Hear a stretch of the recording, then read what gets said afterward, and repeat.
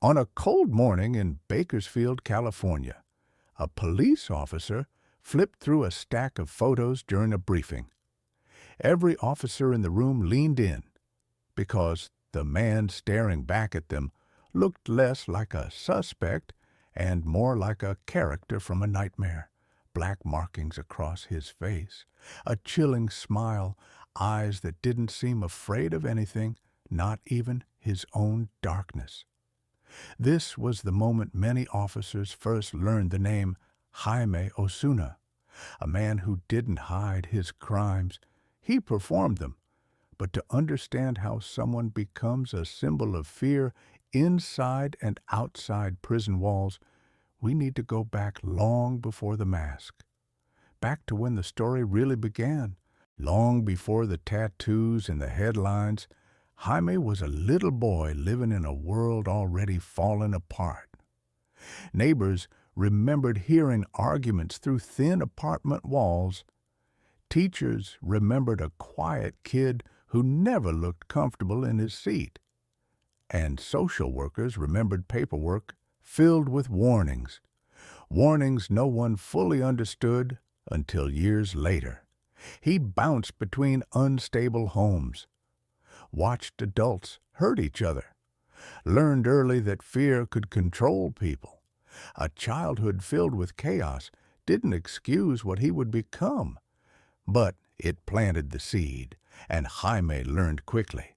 If you can't be loved, being feared is the next best thing.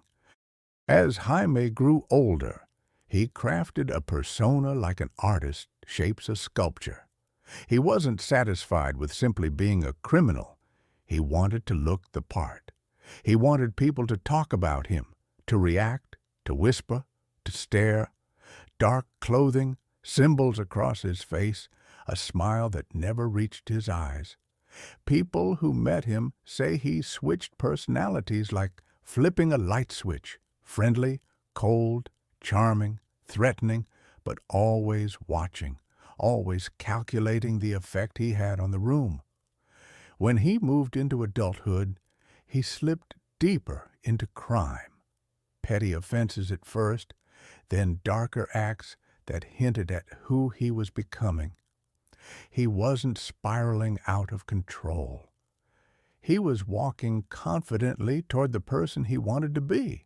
Eventually, Jaime's behavior escalated to a crime that would seal his future forever. Police officers responding to that scene described one of the most chilling atmospheres they had ever walked into, the kind where every sound echoes and every shadow feels heavier than the last. They found evidence of extreme violence, and they found Jaime's name intertwined with every part of the investigation. When they brought him in, he didn't panic. He didn't deny anything. He didn't even seem surprised. He just smiled, and officers realized something unusual. This wasn't a man afraid of prison.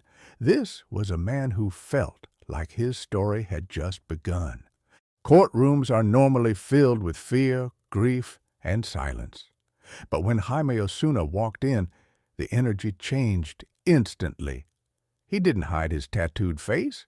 He didn't lower his head. He didn't act remorseful. Instead, he leaned back, smiled, whispered comments under his breath.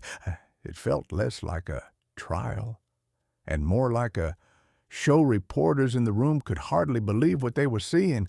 Some said he acted like he'd been waiting for this stage his whole life. When the judge announced a life sentence, Jaime didn't flinch, not once.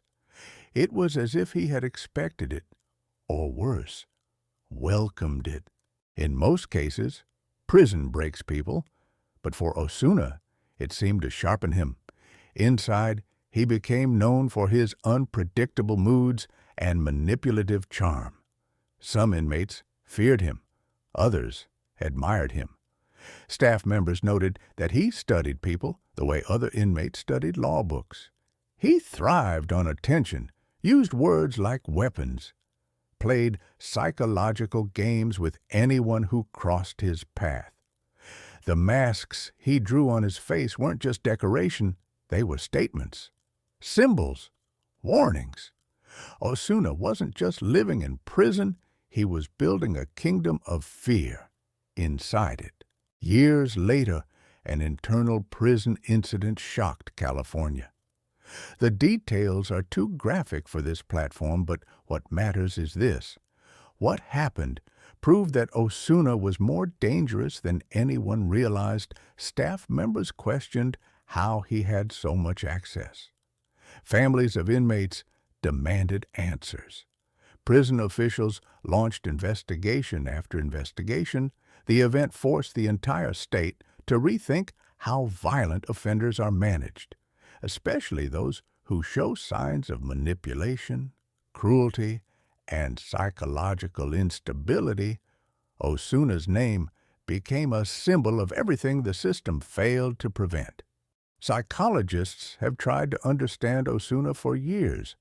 They describe a man who understood the difference between right and wrong, but didn't care, studied reactions like a scientist, and fed on fear like oxygen. His interviews were chilling not because of what he said, but how calmly he said it. No emotion, no hesitation, just cold, analytical confidence. One expert said, "He doesn't want power to control a situation. He wants power to control people's fear of the situation." And that's what makes him so dangerous. Today, Jaime Osuna sits behind bars with no chance of ever seeing freedom. And yet, his story continues to echo through the criminal justice system. His case changed policies, changed safety protocols, changed how prisons evaluate dangerous inmates. He is a reminder that evil doesn't always hide. Sometimes it paints itself across a face and stares right into the camera.